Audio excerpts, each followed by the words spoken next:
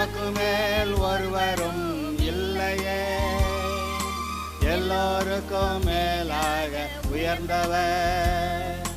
உமக்கு மேல் ஒருவரும் இல்லையே. அல்லேலூயா, அல்லேலூயா, அல்லேலூயா, ஆமென். அல்லேலூயா, அல்லேலூயா, அல்லேலூயா, ஆமென். ஒருவரால் சிருஷ்டிக்கப்படாமலே தாமாக என்றென்றும் இருப்பவர். ஒருவரால் சிருஷ்டிக்கப்படாமலே தாமாக என்றென்றும் இருப்பவர். அல்லேலூயா, அல்லேலூயா. இப்பொழுதும் கூட நீதிமொழிகள் புஸ்தகத்தை படித்து கொண்டிருக்கிறோம். 2 பகுதிகளாக முன்னுரையை பார்த்தோம். இப்பொழுது முதல் அதிகாரத்தை ஆரம்பிக்கலாம்.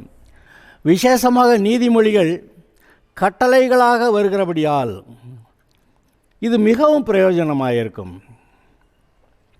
சிறு பிள்ளைகளுக்கு தாவீது கோலியாத்து கதை அதுபோல் கதைகளை சொன்னால் ரொம்ப நல்லா இருக்கும். அதில் ஒரு சத்தியம் போகிறது. ஆனால் வயது வந்தவர்களுக்கு அநேக சத்தியங்களை உள்வாங்க முடியும். ஆதலால் இந்த நீதிமொழிகளை வாசிக்கும்போது ஒரே நாளிலே அநேக சத்தியங்களை உள்வாங்கி கொண்டு நாம் தேவனுக்கேற்ற விதத்தில் நம்முடைய இருதயத்தை சரி பண்ணி வைக்கிறதுக்கு பாருங்க, அது நமக்குள்ளே தேவ பிரசன்னத்தையும் அபிஷேகத்தையும் கொண்டு வந்து நம்மை நிறைவான ஆசீர்வாதத்துக்குள் நடத்த அது பயன்படும். ஆதலால் இந்த வசனங்களை முதல் 9 வசனங்களை நான் மறுபடியும் வாசிக்கிறேன், கேளுங்கள். தாவீதின் குமாரனும் இஸ்ரவேலின் ராஜாவுமாகிய சாலமோனின் நீதிமொழிகள். இவைகளால் ஞானத்தையும் போதகத்தையும் அறிந்து புத்திமதிகளை உணர்ந்து விவேகம், நீதி, நியாயம், நிதானம் என்பவைகளை பற்றிய உபதேசத்தை அடையலாம். இவைகள் பேதைகளுக்கு வினாவையும் வாலிபருக்கு அறிவையும் விவேகத்தையும் கொடுக்கும். புத்திமான்கள் இவைகளை கேட்டு அறிவில் தேர்வான். விவேகி நல்ல ஆலோசனைகளை அடைந்து நீதிமொழியையும் அதன் அர்த்தத்தையும் ஞானிகளின் வாக்கியங்களையும் அவர்கள் உரைத்த புதைபொருள்களையும் அறிந்து கொள்வான். கர்த்தருக்கு பயப்படுதலே ஞானத்தின் ஆரம்பம். மூடர் ஞானத்தையும் போதகத்தையும் அசட்டை பண்ணுகிறார்கள். என் மகனே, உன் தகப்பன் புத்தியை கேள், உன் தாயின் போதகத்தை தள்ளாதே. அவைகள் உன் சிரசுக்கு அலங்காரமான முடியும், உன் கழுத்துக்கு சரப்பணியுமாயிருக்கும். இங்கே பாருங்கள், இந்த வசனங்களை நான் ஒவ்வொன்றாக சில கருத்துக்களை விளக்கி சொல்லுகிறேன். ஒவ்வொரு வசனத்திலையும் ஒரு பிரசங்கம் பண்ணலாம். ஆனால் இப்பொழுது அது நம்முடைய நோக்கமல்ல.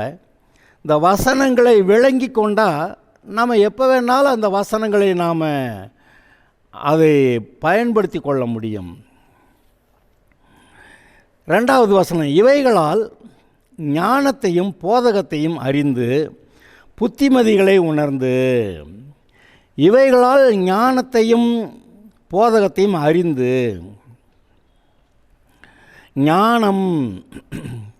ஞானம் என்ற ஒன்று இந்த பூமியில் இல்லை.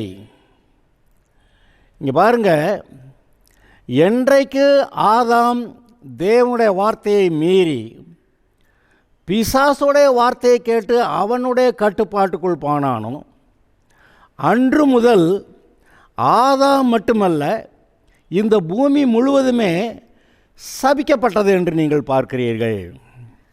இந்த சபிக்கப்பட்ட பூமியிலே தேவனுடைய ஞானம் இல்லை. இதுக்கு முந்தின செய்தியில் தான் சொன்னேன்.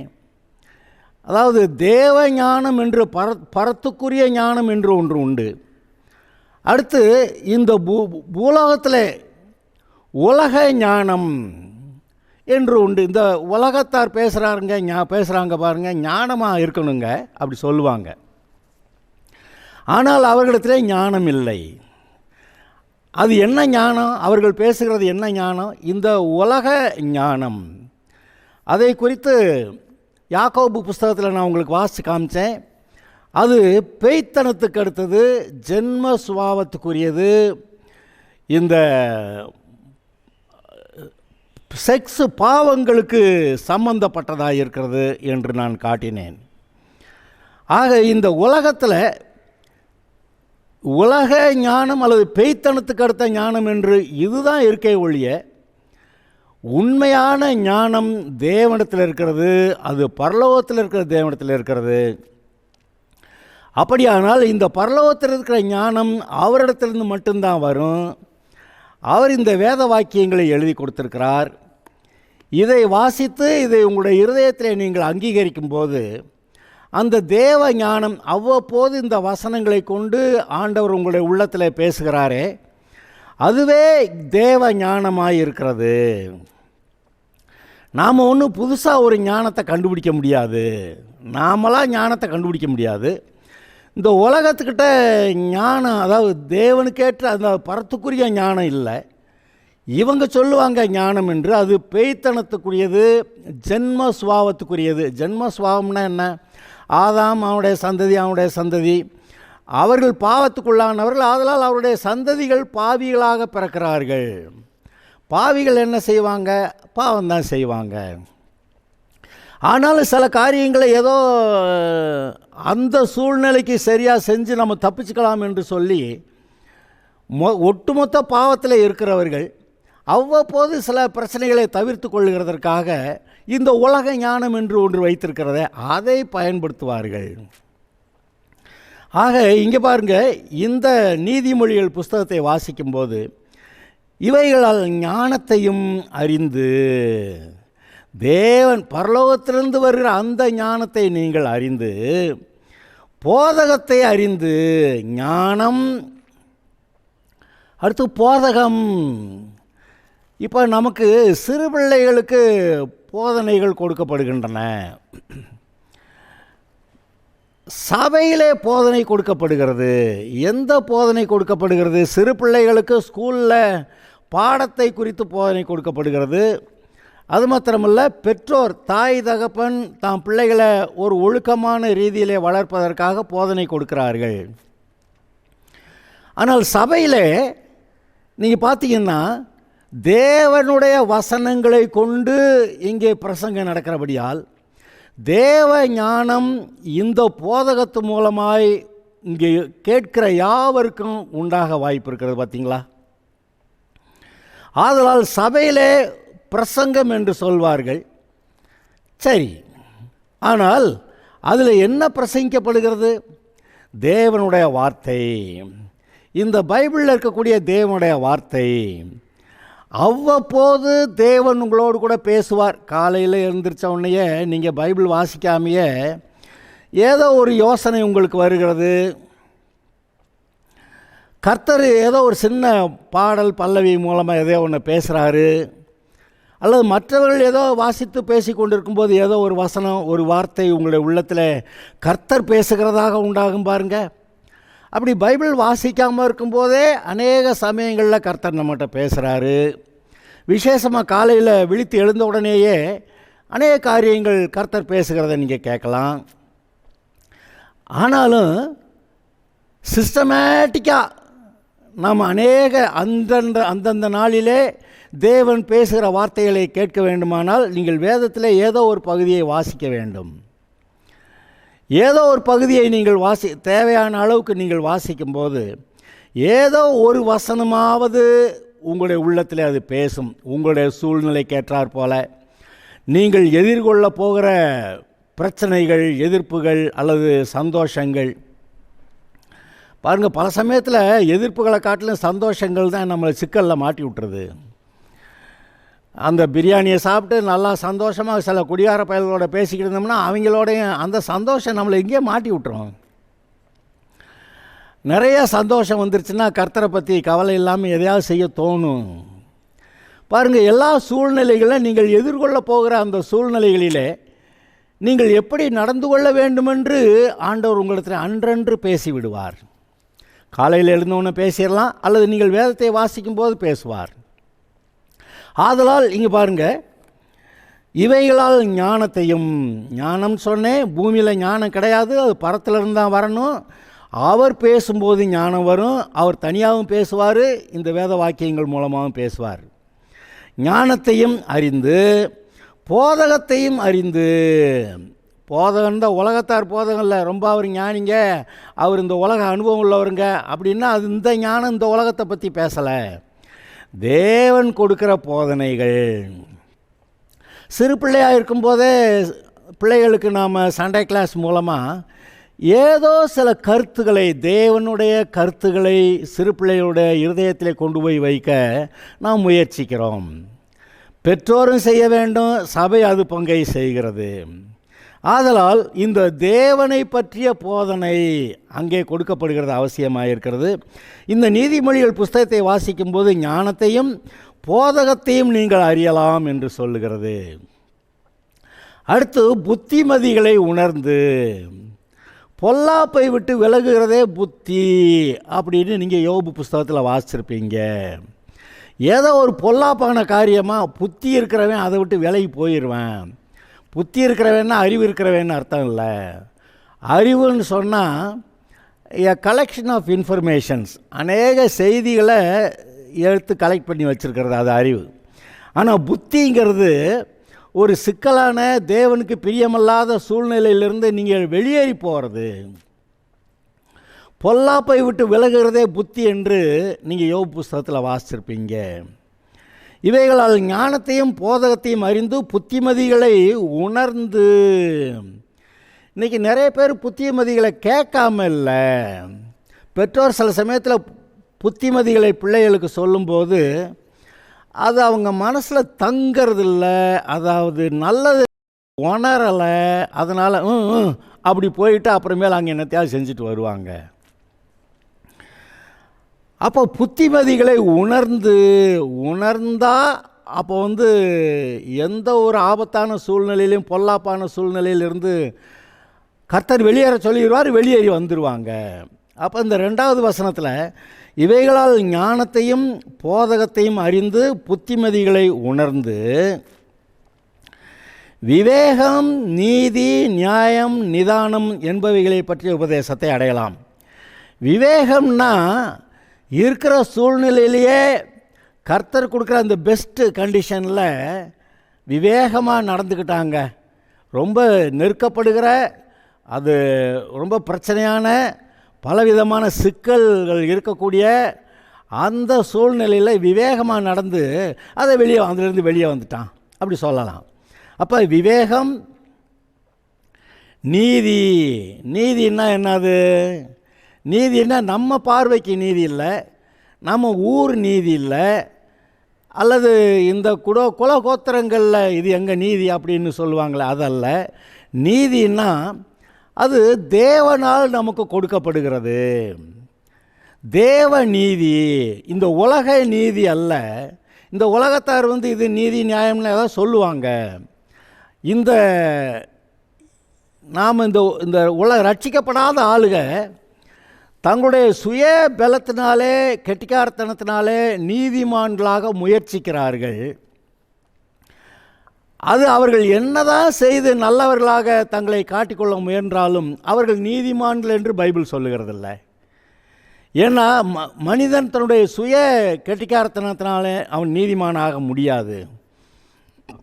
ஆதலால் தேவன் நாம் மனம் திரும்பி பாவத்தை விட்டு, பிசாசை விட்டு நாம் மனம் திரும்பி தேவனிடத்திலே வந்து விடுகிறேன் என்று சொல்லும்போது, அப்போ நமக்கு இருந்த எல்லா அநீதி, அக்கிரமம், அநியாயம், அசுத்தம் எல்லாவற்றையும் நீக்கிட்டு அவர் சொல்லிடுறாராம், இன்று முதல் நீ நீதிமான் அப்படி சொல்லிடுறாராம். அது தேவனால் கொடுக்கப்படுகிற நீதி. ஆக தேவ நீதி. இதை நீங்கள் ரோமர் 23, 24, 25, 26 அதிகாரங்களில் வாசிச்சிங்கன்னா அது ரொம்ப விளக்கி சொல்லுது. எல்லாரும் பாவம் செய்து ஏகமாய் கெட்டு போனார்கள்னு ஆரம்பித்து ஆதாமுடைய சந்ததி எல்லாரும் பாவிகள் நரகம் போகிறாங்கன்னு சொல்லிட்டு, ஆனால் எப்படி தேவன் தம்முடைய குமாரனா இயேசு கிறிஸ்து மூலமாக மனிதனுடைய பாவங்களை போக்கி அநீதிகளை நீக்கி அவனை மனுஷனை நீதிமான் ஆக்கிறதுக்கு தன்னைத்தான் ஒப்புவித்து அவர் அங்கே கிருபாதார பலியாக தன்னை கொடுத்தார் என்று எழுதியிருக்கிறது. கிருபாதார பலியாக கொடுத்ததுனால நம்மை நீதிமான்களாக்கக்கூடிய தகுதி அவருக்கு உண்டாகியிருக்கிறது. ஆக அந்த நீதியை பற்றி இந்த இடத்துல பேசுகிறது. உலக நீதி அல்ல, தேவனால் உண்டாகிற நீதியை பற்றி பேசுகிறது. விவேகம், நீதி, நியாயம், நிதானம். விவேகம் பார்த்தோம், நீதி இது தேவ நீதி எப்படி வருதுன்னு பார்த்தோம். நியாயம்ங்கிற வார்த்தையும் கூட நியாய தீர்ப்பு, கோர்ட்டில் நியாய தீர்ப்பு கொடுக்குறாங்க. ஆனால் கோர்ட்டில் கொடுக்குற எல்லா கேஸ்லேயும் உண்மையான நியாய தீர்ப்பு வருதுன்னு நினைக்கிறீங்களா? வரலை. அப்படின்னா என்ன ஆச்சு? அங்கே நீதியும் கிடைக்கல, நியாயம் அங்கே இல்லை. நியாயஸ்தலத்தில் நியாயம் இல்லை என்று பைபிளில் எழுதியிருக்கு பார்த்தீங்களா? அப்போ அந்த உலக நியாயம், இந்த உலக விசாரணை கோர்ட்டில் அதில் உண்டாகிற நியாயம் அதெல்லாம் வேறு. இது தேவன் ஒரு நாளில் நியாய தீர்ப்பு கொடுப்பார் பாருங்க. தேவனே சர்வலோக நியாயாதிபதி என்று எழுதியிருக்கிறது. அவர்தான் சிக்கலான விஷயங்களிலே நியாய தீர்ப்பை கொடுக்க சரியான ஆள். இன்றைக்கும் பாருங்கள், இந்த பட்டிமன்றத்தில் ஒரு குறிப்பாக ஒரு விவரத்தை, ஒரு பாயிண்ட்டை வச்சுக்கிட்டு வழக்காடுவாங்க. ரெண்டு சாராரும் பேசுகிறத கேட்டால் முதல்ல ஒருத்தர் பேசுவார், ஆமாம் இதுதான் கரெக்டுன்னு நமக்கு தோணும். அடுத்த எதிர்பார்ட்டி வரும் பாருங்க, அப்போ அவங்க பேசுகிறத கேட்டால் ஆஹா இதுதான் சரி அப்படின்னு தோணும். பட்டிமன்றத்தில் இவங்க பேசுகிறதும் சரியாக தெரியுது, அவங்க பேசுகிறதும் சரியாக தெரியுது. ஆனால் ஏதோ ஒன்று தானே சரி. கோழியிலேருந்து முட்டை வந்துச்சா, முட்டையிலேருந்து கோழி வந்துச்சா, சொல்ல முடியாத, தீர்க்க முடியாத ஒரு விஷயம். ஆனால் பைபிளில் போனீங்கன்னா கோழி தான் முதல்ல வந்துச்சு. ஆக நீங்கள் பாருங்கள், இங்கே தேவன் தான் சரியான தீர்ப்புகளை கொடுக்க வல்லவராக இருக்கிறார். அப்போ இந்த உலகத்தில் நீதி நியாயமெல்லாம் இல்லை, கிடைக்காது. விவேகம், நீதி, நியாயம் இங்கே இல்லை. ஆனாலும் இந்த உலக கோர்ட்டுகளில் நீங்கள் தோற்று போகலாம், நியாயம் கிடைக்காம போகலாம். அங்கே ஒரு கோர்ட் இருக்குங்க, அங்கே எல்லோரும் வந்து தான் தீரணும். அவர் ஒரு ஜட்ஜ்மெண்ட் கொடுப்பார். அவர் தான் சர்வலோக நியாயாதிபதி. எல்லா விஷயங்களையும் நாராக கிழித்து எது சரி எது தப்புன்னு சொல்லி, எது நியாயம் எது அநியாயம்னு சொல்லி அவர் நியாய தீர்ப்பு கொடுக்க வல்லவராயிருக்கிறார். அந்தபடியான விவேகம், நீதி, நியாயம். அடுத்து நிதானம். அவசரக்காரனுக்கு புத்தி மட்டு அப்படின்னு சொல்லுவாங்க. கால் துரிதமானவன் தப்பி நடக்கிறான் என்று பைபிள் சொல்லுகிறது. கால் துரிதமானவன் தப்பி நடக்கிறான் என்று பைபிள் சொல்லுகிறது. ஆக ஒரு நிதானமாக கொஞ்சம் கவனித்து, கொஞ்சம் யோசித்து, கர்த்தர் இந்த இடத்துல இருந்தால் என்ன செய்வார் அப்படிங்கிறத அந்த சூழ்நிலையில் கர்த்தரை வச்சு, உங்களுடைய சூழ்நிலையில் கர்த்தரை வச்சு நிதானித்து பார்த்து, கர்த்தாவே நான் சரியாக செய்ய விரும்புகிறேன், எனக்கு ஞானம் உதவி வேணும் அப்படி கேட்டோன்னா அந்த டைம் பாருங்கள் உங்களை பெரிய சிக்கல்களிலிருந்து உங்களை காப்பாற்ற வல்லது. இங்கே தான் பாருங்கள் இந்த நிதானம் மிக மிக பிரயோஜனமானது. இப்போ நான் அந்த 2 வசனங்களை சேர்த்து வாசிக்கிறேன். இவைகளால் ஞானத்தையும் போதகத்தையும் அறிந்து புத்திமதிகளை உணர்ந்து விவேகம், நீதி, நியாயம், நிதானம் என்பவைகளை பற்றிய உபதேசத்தை அடையலாம். எங்கே, எப்போ? இந்த நீதிமொழிகள் புஸ்தகத்தை வாசிக்கும்போது. என்னையா இந்த நீதிமொழிகள் அவ்வளவு நல்ல விஷயமான்னு கேட்டால், இந்த நீதிமொழிகளெல்லாம் தேவனால் கொடுக்கப்பட்டது என்று எழுதியிருக்கிறது. பிரசங்கி புஸ்தகமும் அப்படி எழுதியிருக்கிறது. இது தேவனால் சாலமோனுக்கு கொடுக்கப்பட்ட அந்த ஞானமான வார்த்தைகள். இந்த ஞானவான்கள் பாருங்க, சாலன்னு பேச மாட்டாங்க. ஒரு வாக்கியத்தை சொன்னாங்கன்னா அது போய் அப்படியே நெஞ்ச குத்திரும். அது ஒரு பெரிய வெளிப்பாட்டை கொடுக்கும். ஆக அவங்கெல்லாம் தங்களுடைய வாழ்க்கை அனுபவத்தில் பார்த்தவங்க சொல்கிறது இருக்குது. தேவனால் அந்த ஞானத்தை பெற்றுக்கொண்டவர்கள் ஞானிகள், ஞானவான்கள். அந்த ஞானவான்கள் சுருக்கமாக பேசுவாங்க. அந்த சுருக்கமாக பேசிய விஷயங்களை தான் மொத்தத்தில் ஒரு கலெக்ஷனாக எடுத்து நீதிமொழிகள் புஸ்தகமாய் கொடுக்கப்பட்டிருக்கிறது. அதனால் இந்த உபதேசத்தை அடையலாம் என்று இருக்கிறது. இந்த போதனைகள் இவைகள் பேதைகளுக்கு வினாவையும் வாலிபருக்கு அறிவையும் விவேகத்தையும் கொடுக்கும். பேதைகளுக்கு வினாவையும், என்னது என்னமோ சொல்கிறாங்களே, நமக்கு விளங்கலையே, இது என்ன அது என்ன என்று கேள்விகள் மட்டும்தான் அவங்களுக்கு இருக்கு. ஏன்னா பேதைன்னா யார் பேதை? ஒரு விவரமும் இல்லாத ஆள், an ignorant person. ஒரு விவரமும் இல்லாத ஆள் அவன்கிட்ட போய் பெரிய காரியங்களை சொன்னால் அவனுக்கு என்ன தெரியும்? அது 5th ஸ்டாண்டர்ட் படிக்கிறவன்கிட்ட போய் காலேஜில் அவங்க ஞானமாக கற்று தேர்ந்து கொண்டு இருக்கிற அந்த காரியங்களை பற்றி பேசினா அவங்களுக்கு அது தெரியாது. அது என்னது இது என்னதுன்னு கேள்விகள் மட்டும்தான் வரும் அவங்களுக்கு. அதாவது பேதைன்னா ஒரு விதத்தில் ஒரு விவரமும் இல்லாத ஆளுங்க. இன்னொரு கண்ணோட்டத்தில் நீங்கள் பார்த்தால் அவர்கள் ஏன் பேதைகளாக இருக்கிறார்கள்? இத்தனை வயது வந்தாயிற்று, ஏன் இன்னும் ஒரு விவரம் கூட தெளிவு கூட இல்லாமல் பேதைகளாக இருக்கிறார்கள்னு பார்த்தீங்கன்னா, தேவன் கொடுக்கிற ஆலோசனைகளை, வார்த்தைகளை, போதனைகளை கேட்க மனதில்லாமல் அதை ஒதுக்கி வைத்துவிட்டு நமக்கு இதெல்லாம் ஆகாதுங்க என்று சொல்லிவிட்டு அவர்கள் தங்களுக்கே உரிய அந்த விவரத்துக்குள்ளே மட்டும் எங்களுக்கு இது போதும் என்று சொல்லிக்கொண்டு இருக்கிறவர்கள் பேதைகள். ஒரு விதத்தில் தேவன் எவ்வளவு ஞானத்தை கொடுக்க, புத்திமதியை கொடுக்க விரும்பினாலும் அதெல்லாம் நமக்கு சரிப்படாது என்று ஒதுங்கி கொண்டு பேதைகளாக இருக்கிறார்கள். ஒரு விதத்தில் இது ஆன்டி காடு, பேதைன்னு சொல்லுவோம். ஆனால் வயதுகள்லாம் பல 7 வயசாச்சது கூட தெரியல, அப்படி சொல்லுவாங்க பார்த்தீங்களா?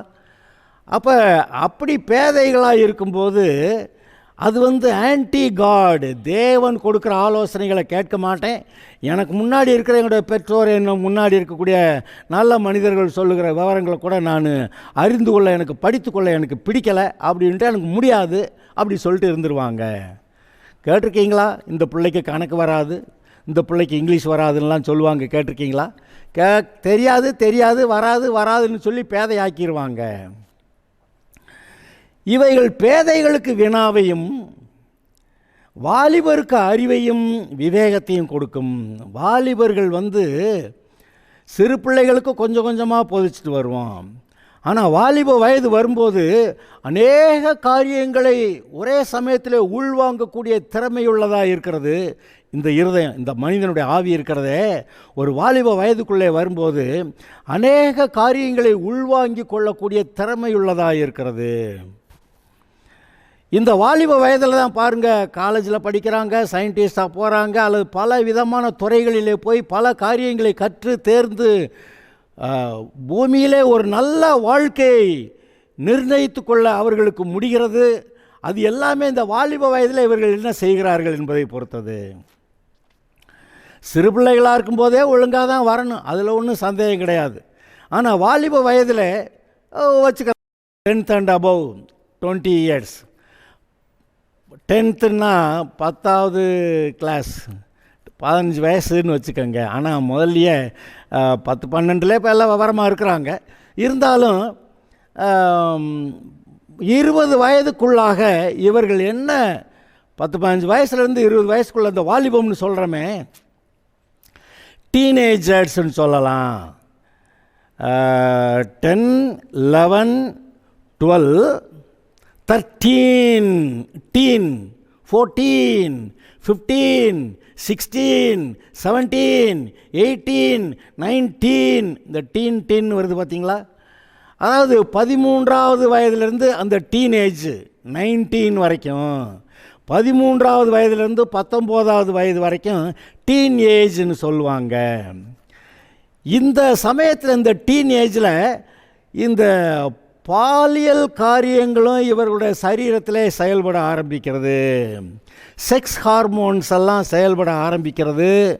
ஒரு சிறு பிள்ளையாக இருந்து பெரியவர்களாக மாறக்கூடிய அந்த டிரான்சிஷன் டைம், அந்த காலங்களிலே அநேக காரியங்களை உள்வாங்கி அவர்கள் விரும்பினால் தேவனுக்கேற்ற நற்குணத்தோடு நிறைய நல்ல காரியங்களை கற்றுக்கொண்டு வளரக்கூடிய வாய்ப்பு இருக்கிறது.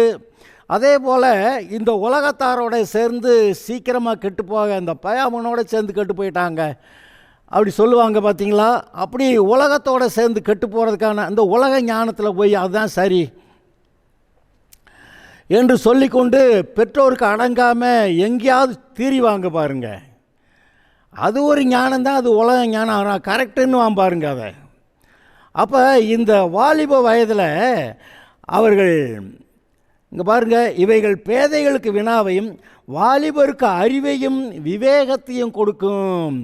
இந்த டீனேஜில் அவங்க கற்று தேர்ந்து வரும்போது அறிவு, நான் சொன்னேன் அறிவுன்னா knowledge, a collection of information, அநேக விவரங்களை கலெக்ட் பண்ணி வைக்கிறது. ஆனால் எந்த விவரத்தின்படி வேலை செய்கிறது, அதுக்கு ஞானம் வேணும். அநேக விவரங்களை உங்களுக்கு தெரியும், ஆனால் எந்த இன்ஃபர்மேஷனை வச்சு, செய்தியை வச்சு நீங்கள் சில காரியங்களை செய்து சாதிக்கலாம்னா அதுக்கு புத்தி வேணும், தேவன் கொடுக்குற ஞானம் வேணும். அப்படி இல்லைன்னா விவரங்கள்லாம் நிறையா படித்து வச்சுருந்து கூமுட்டையாக கொஞ்சம் பேர் இருப்பாங்க. ஏன்னா இவ்வளவு படித்து கூமுட்டையாக இருக்க அப்படி சொல்லுவாங்க. அதான் என்ன ஆயிடுச்சு, விவரங்களை சேர்த்துட்டாங்க, ஆனால் பயன்படுத்த தெரியலை. இன்றைக்கும் நம்ம எஜுகேஷன் சிஸ்டத்தில் நிறைய விவரங்கள் போதிக்கப்படுகின்றன. ஆனால் வாழ்க்கைக்கு ஏற்றபடி அதை பயன்படுத்த தெரியல. ஒரு பக்கம் வேலைக்கு போனோன்னா படித்த விஷயங்களை அசிமுலேட் பண்ணாதனால, அதை உள் வாங்காததுனால, அதை விளங்கி கொள்ளாததுனால, அதை அந்த இடத்துல அந்த விவரத்தை வச்சு அங்கே வேலையை செய்ய முடியலை. இங்கே மனப்பாடம் பண்ணி படிச்சிருவோம், ஆனால் அதை விளங்கி இருக்கும்போது தான், அதை உள்வாங்கி அதை நம்ம விளங்கி வச்சுருக்கும்போது தான் அதை அப்ளை பண்ணி அப்ளிகேஷன் கொண்டு போவோம், அது பிரயோஜனமாக இருக்கும். அதனால தான் பாருங்கள், நிறைய பேர் படிப்பாங்க, நிறைய மார்க் வாங்குவாங்க, ஆனால் அதை போய் எடுத்து பயன்படுத்துகிறாங்களான்னா அதை படுத்துகிறவங்க கொஞ்சம், அதை பயன்படுத்துகிறவங்க மட்டும் மேலே மேலே ஏறி போயிடுறாங்க. இங்கே பாருங்கள், இவைகள் பேதைகளுக்கு வினாவையும் வாலிபருக்கு அறிவையும் விவேகத்தையும் கொடுக்கும். புத்திமான் இவைகளை கேட்டு அறிவில் தேர்வான். புத்திமான்னா யார்? இப்போ தான் சொன்னேன், பொல்லாப்பை விட்டு விலகிறதே புத்தி. இந்த புத்திமான் இவைகளை கேட்டு அறிவில் தேர்வான். இன்னும் நல்ல அறிவுக்குள்ளாக, அதிகமான நல்ல அறிவுக்குள்ளாக, அதிகமான நல்ல விவரங்களை தெரிந்து அவன் வளருவான். விவேகி நல்ல ஆலோசனைகளை அடைந்து, விவேகின்னா ஆலோசனையை பெற்று, நல்ல ஆலோசனை மேலே ஞானத்தை, நல்ல ஆலோசனைகளை பெற்று அடைந்து நீதிமொழியையும் அதன் அர்த்தத்தையும், இந்த எழுதி வச்சிருக்க நிறைய பேருக்கு எல்லாம் விளங்கலை. நீதிமொழியையும் அதன் அர்த்தத்தையும் ஞானிகளின் வாக்கியங்களையும் அவர்கள் உரைத்த புதை பொருள்களையும் அறிந்து கொள்வார்கள். ஞானிகள் சொல்லியிருக்காங்க, சில விவரங்களை இலைமறை காயா சொல்லுவாங்க. அந்த அர்த்தத்தையும் அவர்கள் உரைத்த புதை பொருள்களையும் அறிந்து கொள்வார்கள். அல்லேலூயா. இது ஒரு நல்ல செய்தி இந்த இடத்துல உங்களுக்கு வந்திருக்குன்னு நினைக்கிறேன். அந்த விவரங்களை நான் திரும்பி அந்த வசனங்களை மட்டும் வாசிக்கிறேன். இதை இப்போக்கு முடித்தா அடுத்ததில் பார்க்கலாம் மீதியை. இவைகளால் ஞானத்தையும் போதகத்தையும் அறிந்து புத்திமதிகளை உணர்ந்து விவேகம், நீதி, நியாயம், நிதானம் என்பவைகளை பற்றிய உபதேசத்தை அடையலாம். இவைகள் பேதைகளுக்கு வினாவையும் வாலிபருக்கு அறிவையும் விவேகத்தையும் கொடுக்கும். புத்திமான் இவைகளை கேட்டு அறிவில் தேர்வான். விவேகி நல்ல ஆலோசனைகளை அடைந்து நீதிமொழியையும் அதன் அர்த்தத்தையும் ஞானிகளின் வாக்கியங்களையும் அவர்கள் உரைத்த புதை பொருள்களையும் அறிந்து கொள்வான். அல்லேலூயா. இதை செய்தியை திரும்ப நீங்கள் போட்டு கேட்டால் நல்லது. இந்த வார்த்தைகளுக்கு அர்த்தம் தெரிஞ்சிருக்கணும், அதை உள்வாங்கிக்கணும், தேவனுக்கு பிரியமாக வாழ்கிறேன்னு தீர்மானிக்கணும். அப்போ இதெல்லாம் நல்லா விளங்கும். கர்த்தர் உங்களை ஆசீர்வதிப்பாராக.